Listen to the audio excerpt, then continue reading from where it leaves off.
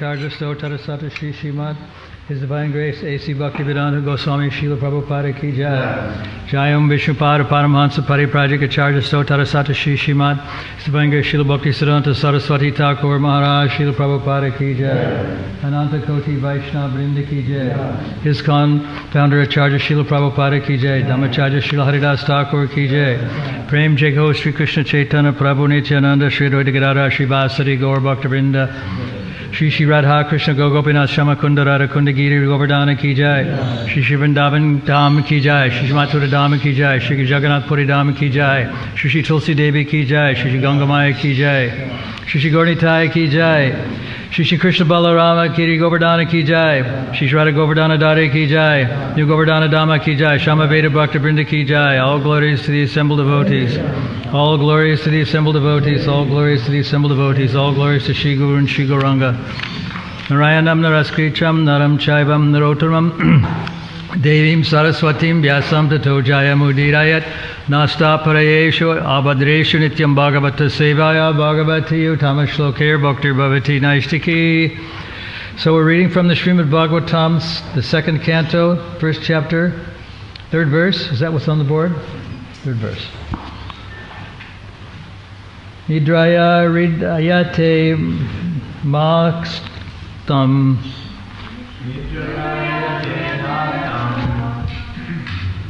Vyasayena Cha Vaisayha Dina Kartahadya Rajan Kutumba Bhavane Naiva Nidraya by sleeping. Priyate wastes. Naktam night. Vyavayena sex indulgence. Cha also. Va either. Vayaha duration of life. Diva days. Cha and. Artha economic. Ihaya development. Rajan O king. Kutumba family members.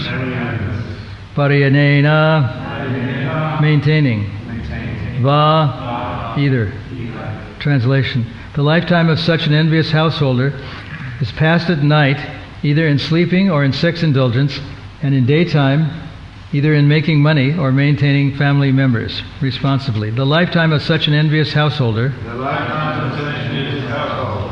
is passed at night either in sleeping or in sex indulgence, and in the daytime either in making money or maintaining family members. Purport by Srila Prabhupada. The present human civilization is primarily based on the principles of sleeping and sex indulgence at night, and earning money in the day and spending the same for family maintenance. Such a form of human civilization is condemned by the Bhagavatam school. Because human life is a combination of matter and spirit soul, the whole process of Vedic knowledge is directed at liberating the spirit soul from the contamination of matter. The knowledge concerning this is called Atma Tattva. Those men who are too materialistic are unaware of this knowledge and are more inclined to economic development for material enjoyment. Such materialistic men are called karmis, or fruitive laborers, and they are allowed regulated economic development or association of women for sex indulgence, of woman, that's singular, for sex indulgence. Those who are above the karmis, that is the jnanis, yogis and devotees, are strictly prohibited from sex indulgence. The karmis are more or less devoid of Atma Tattva knowledge, and as such, their life is spent without spiritual profit. The human life is not meant for hard labor for economic development, nor is it meant for sex indulgence like that of the dogs and hogs. It is specifically meant for making a solution to the problems of material life and the miseries thereof. So the karmis waste their valuable human life by sleeping and sex indulgence at night, and by laboring hard in the daytime to accumulate wealth, and after doing so, they try to improve the standard of materialistic life. The materialistic way of life is described herein in a nutshell, and how foolishly men waste the boon of human life is described as follows. The verse again.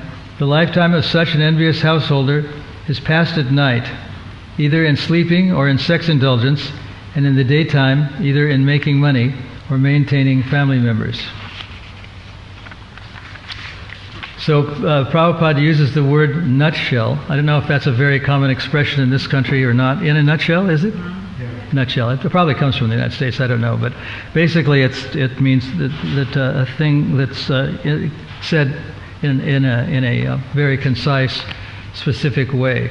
And there's a statement in the Bhagavatam. I mean, in the Chaitanya Chaitamrita. I think it's also quoted by Bhaktivinoda Thakur, who says that true eloquence is absolute truth spoken concisely. So if we read Srimad Bhagavatam, or not only read it but study it carefully, we find many so-called nutshell, concise expressions. And someone was saying that Prabhupada chose his words very carefully. There's a saying that one of the American authors would pore over a sentence for a whole day before it came to be what he thought was effective and right. And I think it was another English poet who said that brevity is the soul of wit. Brevity is the soul of wit. In other words, speak what and the main grammar book in the United States by Strunk and White specifies that everything should be said as concisely as possible. And that's what they say is the great art of editing, that you just destroy all the superfluous words that are just unnecessary. So Prabhupada was very careful. I mean, I'm a bit of an aficionado. I tried to write some things. And I've noticed that he writes very carefully, and he doesn't repeat himself. I mean, he did in the beginning, but then he found some American editors who were very expert. And he's on record of saying that I want my books to be in proper English, without mistakes. And he's on record of saying to people that were very skilled in composition, professors and so on, that he wrote many books, and they're all without mistakes. And because he engaged some very expert English editors in his early journeys on this planet, they noted that there were some errors. I mean, it's kind of a tradition in India, and because it's not really their first language, especially in Bengal, that there's a lot of superfluous and extra words that are there. Of course, it's poetic in a way, but Prabhupada didn't like the unnecessariness, and so he told his editors that the writing should be in what he called flawless. I don't know if that was the word he used, but perfect or flawless English. And he was very proud of this editing, because when he met with many professors, many of them had written treatises and dissertations and other forms of writing. They were fraught with errors. Prabhupada is famous for quoting the statement that to err is human, and the second part of that is to forgive is divine. I think it was one of the British poets who said that, and he quoted it quite often. I think he went to Scottish Churches College, which was part of Calcutta University, and so it was an English medium school, and he learned a lot of these English aphorisms like that, and we see them peppered throughout Prabhupada's writings, like to err is human. He uses that a lot, frequently. So he was very proud of his writings, that they were free from error. Not that he was free from error, but that he knew how to engage people who would make his books error-free. Even to this day, as we speak, people are finding small flaws in these books, and like the Srimad Bhagavatam and other writings of Srila Prabhupada. I mean, they're so meticulous and so careful that one little comma or full stop or period in the wrong place can change the whole meaning of a thing. And Prabhupada himself was very careful, but some of his translators were they're not so skilled in the language, and when they were sometimes translating other texts in the purports, they made errors. I mean, it's inevitable. The errors do creep in, even in the best of all possible worlds. Even with many fact checkers, many editors, and many proofreaders, still errors do creep in. But Prabhupada was aware of this, and so he selected people very carefully who knew the language very carefully, and he himself pored over the words, that they were the right words.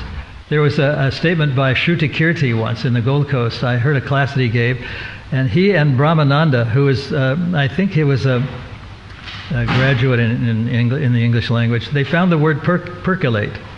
And we know that we think of, when we think of percolate, we think of coffee, that it's an upward motion.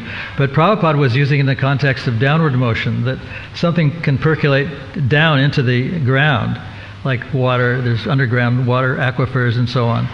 And so they thought that Prabhupada had made a mistake, so they looked the word up in the dictionary, percolate, and they found that actually it can mean going downward as well as upward. And so that they were amazed that Prabhupada was so careful in choosing the right words, and that was exactly the right word for what he was trying to get across.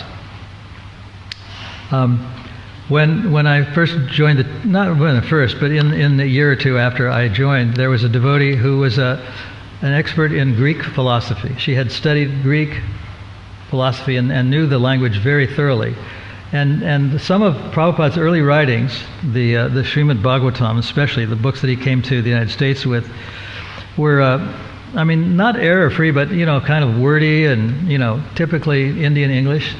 And she said that there's a lot of poetry in there. I mean, it's like very creative to do that. It's a little unorthodox and poetic, and he tried to make things a little bit more streamlined in the future. But in those early days, when before the books had been edited, this Greek scholar noticed that there were some very emotional, poetic statements in those books, even though they were not in what we would call perfectly composed English. So what Prabhupada did was he chose people who could preserve the teachings and still preserve the properness of English grammar and English spelling and all that sort of thing. So it's quite an art to do that, to preserve the meaning of what is being said with all its poetry and its all unusual usage, and still make it grammatically perfect and correct. So that's the challenge that Prabhupada's editors and proofreaders faced, and they did such a good job that these books have become, especially the English books, have become the basis of people like me becoming very attached to Krishna consciousness, because we've not only read, but we've read on many times, and we've studied what Prabhupada has said, especially in the Srimad Bhagavatam and the Bhagavad Gita and the Chaitanya Chaitamrita. Chaitanya, he called the Chaitanya Chaitamrita the postgraduate study, and once one gets into that, I'm reading a little now. Of course, I have a little bit of seniority, and I'm 78 years old, and I've been in the movement for almost 50 years. So I realize why he calls it the postgraduate study, because there's some very intricate philosophy in there. It's not just I'm not this body. Of course, that's the basic philosophy, but it goes into very intricate details, and it shows that Krishna consciousness is what we'll call independently minded. There's apparent contradictions, that there's certain rules that have to be followed, and there's other verses that say that there's instances where rules should not be followed. So it gets very difficult to understand all these things, and it gets to be very intricate. But so Prabhupada's lecturing, especially in the early part of his sojourn on this earth, was based on the Bhagavad Gita, which he called the ABC of spiritual life. And his main, and still is, the main purpose of his teaching is that we're not the bodies, that I am not this body. And that was what impressed me. I mean, I was a bit of a searcher, and when I heard him utter that particular phrase, I am not this body, that kind of stuck in my mind. That I thought, well, maybe I'm not this body, I don't know, but I know he knows that he said it with such conviction that I was convinced that he was sure that he was not this body.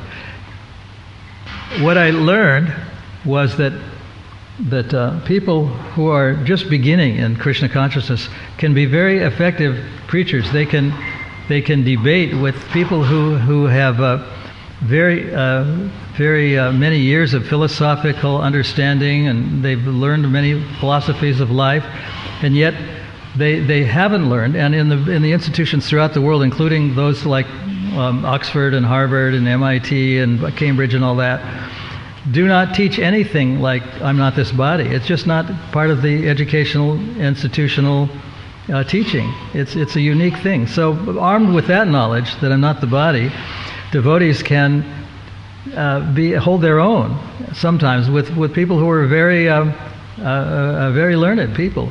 And I learned this myself, sometimes getting into discussions. When I once, about 30 years ago, when I was in Athens, I encountered a person who was typically an Athenian philosopher. And we talked for something like 5 hours. It was well into the night. And everything I said, he challenged. And he really philosophically, he was very astute.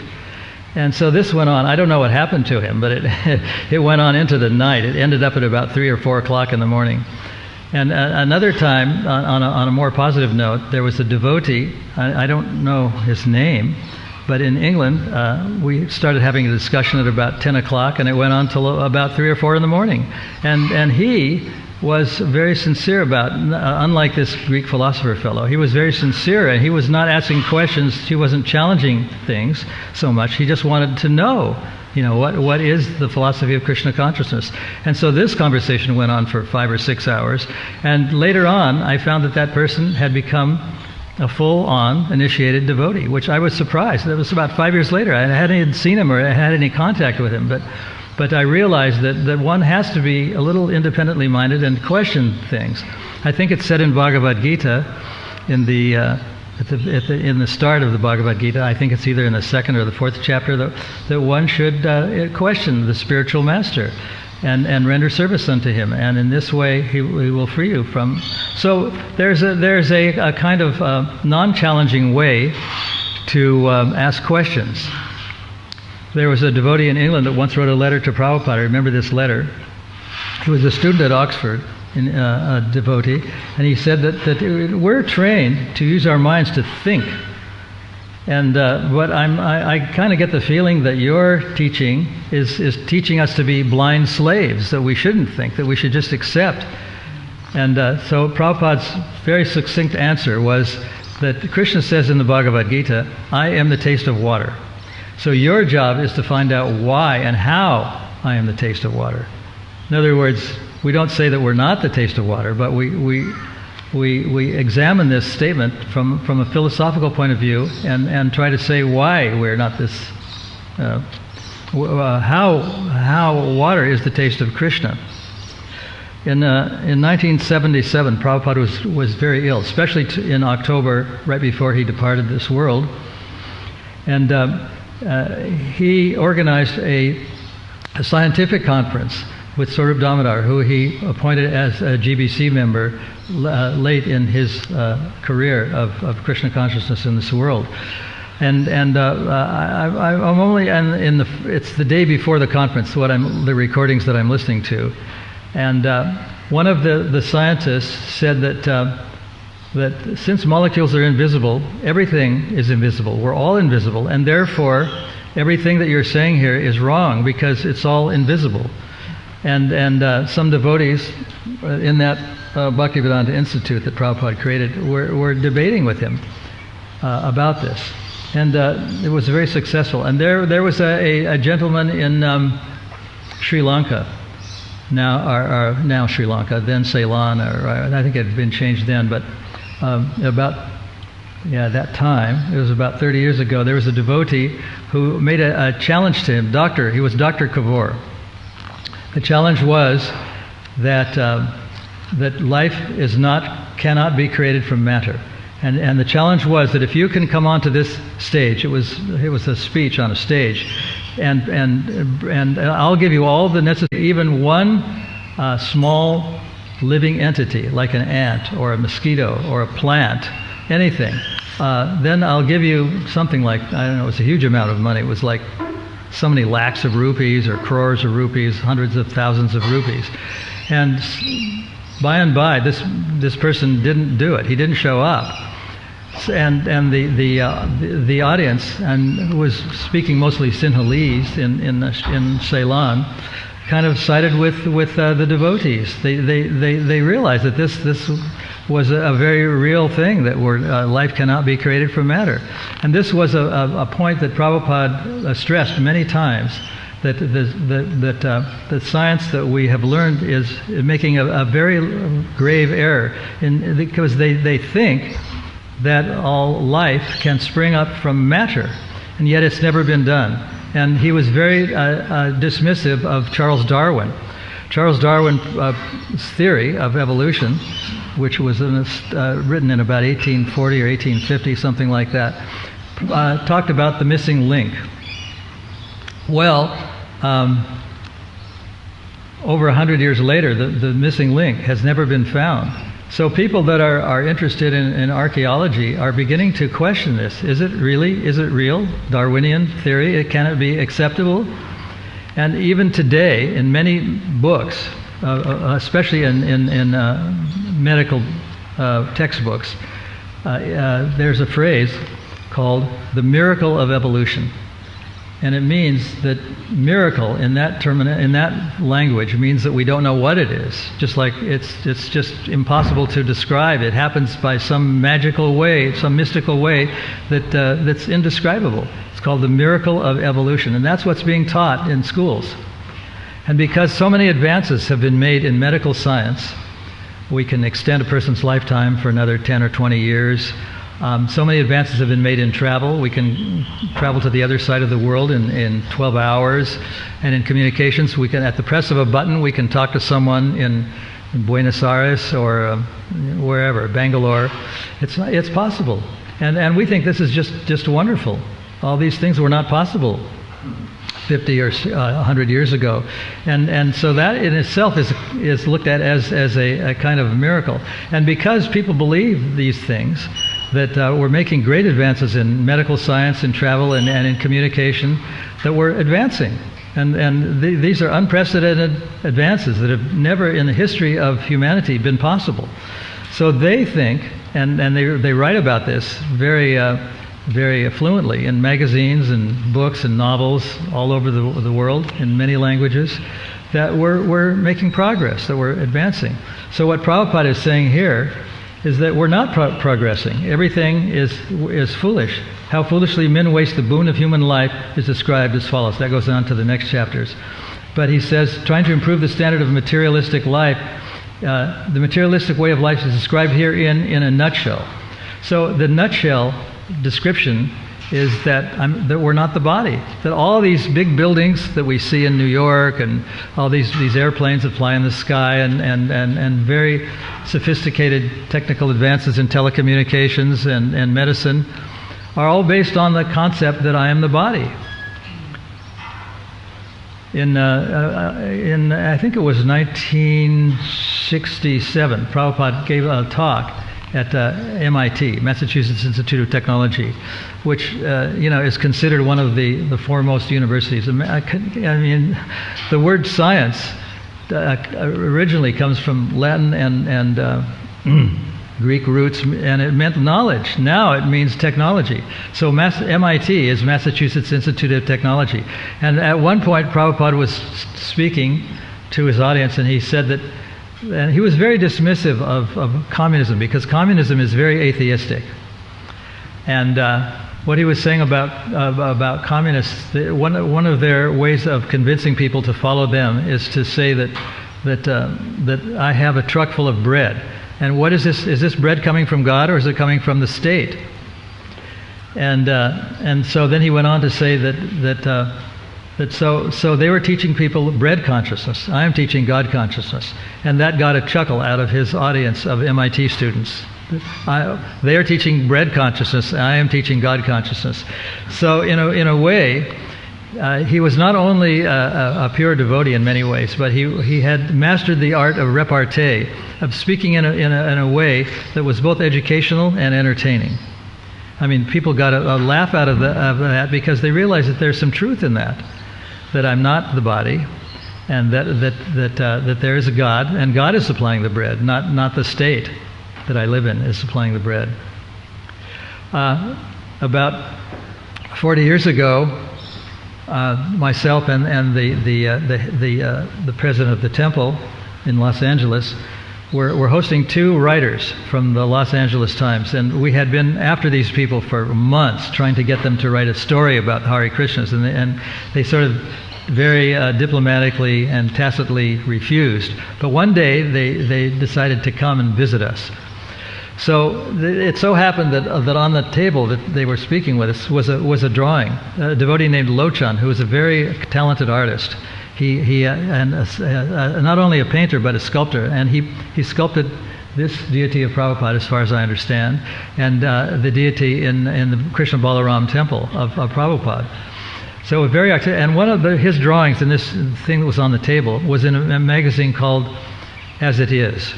And it was a picture of students walking on the quadrangle of UCLA. Everyone knew what UCLA looked like, so it was sort of a well-known place to Los Angelinos.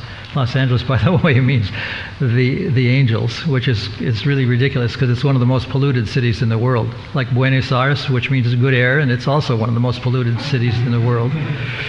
Anyway, they saw these students, and they all had heads of birds and animals, of elephants and horses and all kinds of things. And one of the comments that one of the reporters made is that shows that you have a very negative attitude towards people in general. Here there's people they're trying to learn things. They're sincere students, and you're characterizing them as animals.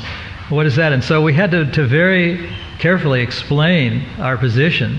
That we weren't deprecating human beings. We were just showing that the human life, as Prabhupada said here, is described here in a nutshell. That they want these basic things in life, but it's the same basic drives that animals have. They're no better than animals. So after a long discussion, they finally understood that there was some truth in what we were saying, and that we weren't condemning students and what they were doing, but we were just condemning the human situation that had become very animalistic. And that was part of what they wrote. And it wasn't a great article. It wasn't bad, though, because they understood some philosophical truths. Anyway,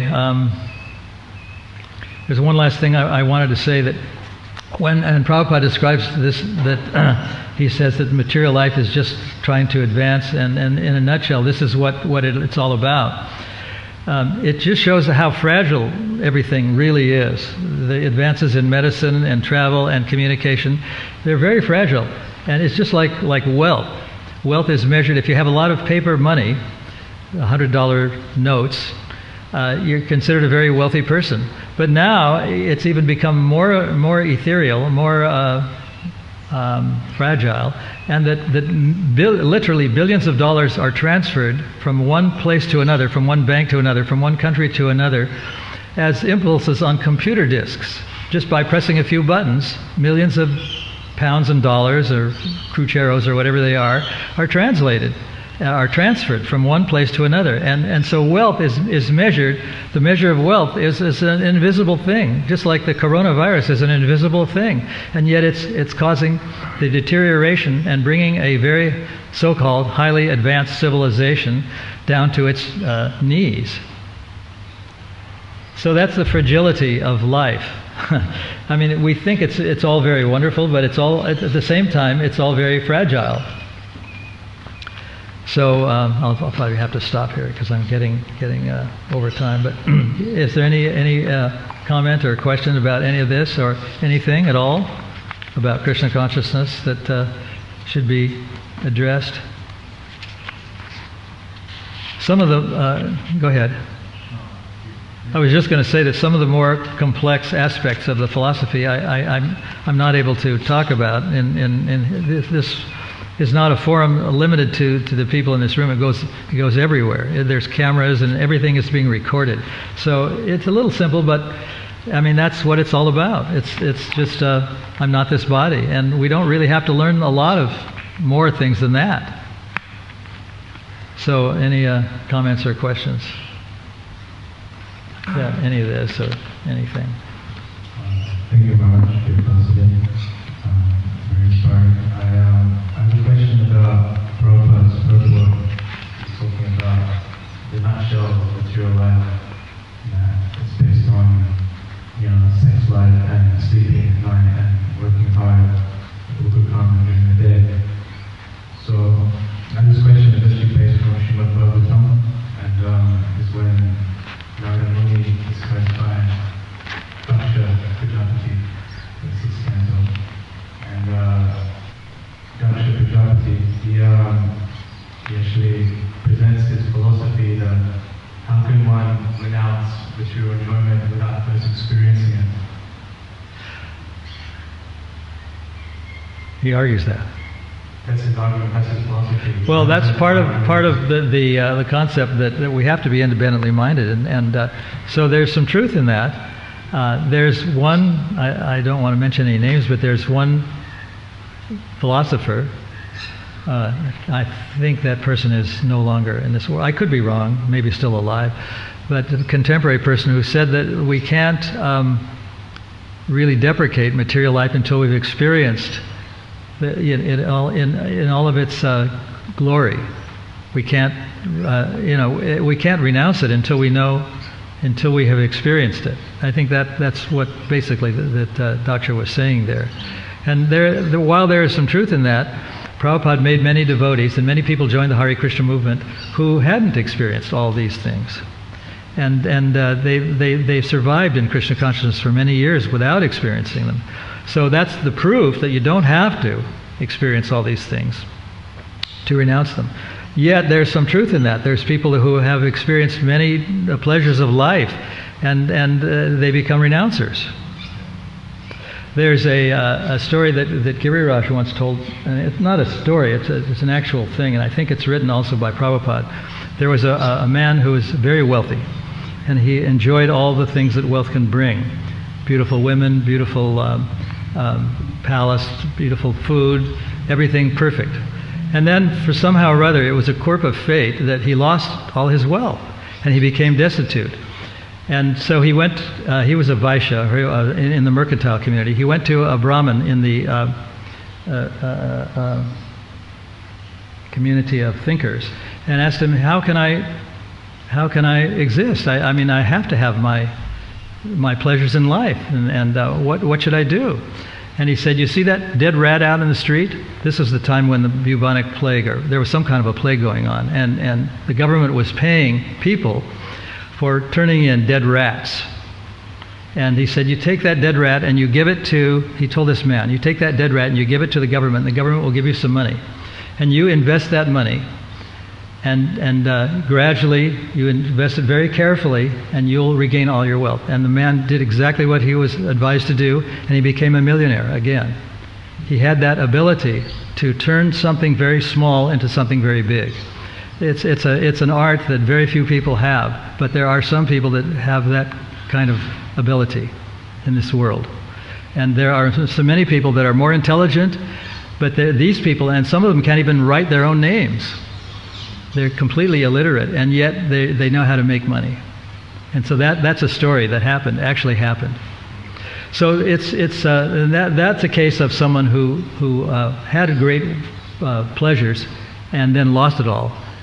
But the other side of the coin is that there are people who have never had any sex life. They'd never had any intoxication.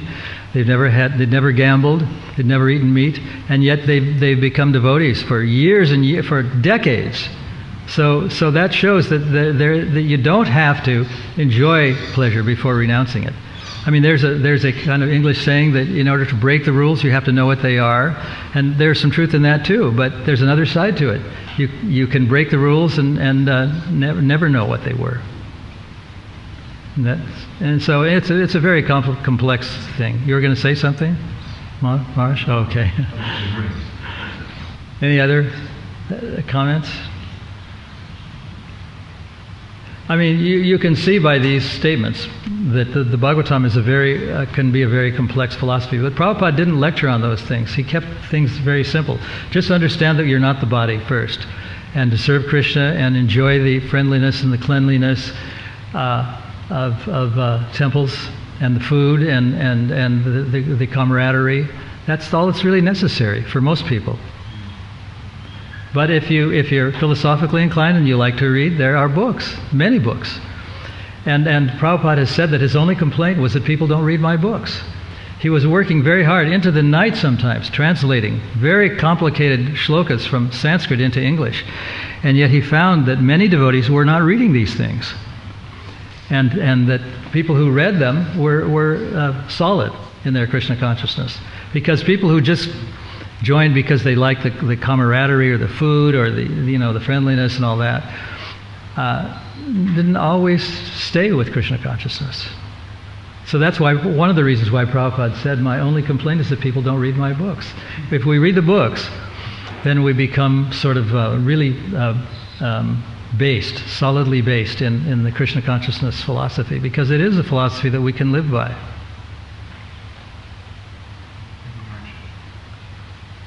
Anything else?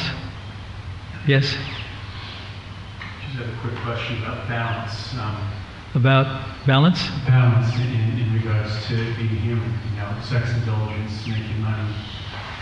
From this passage of this text here, is one supposed to renounce everything, or are we focusing just more on balance in life, or kind of, I'm just trying to figure out how does a household essentially balance it out, because I'd say most people would still want to partake in sex indulgence.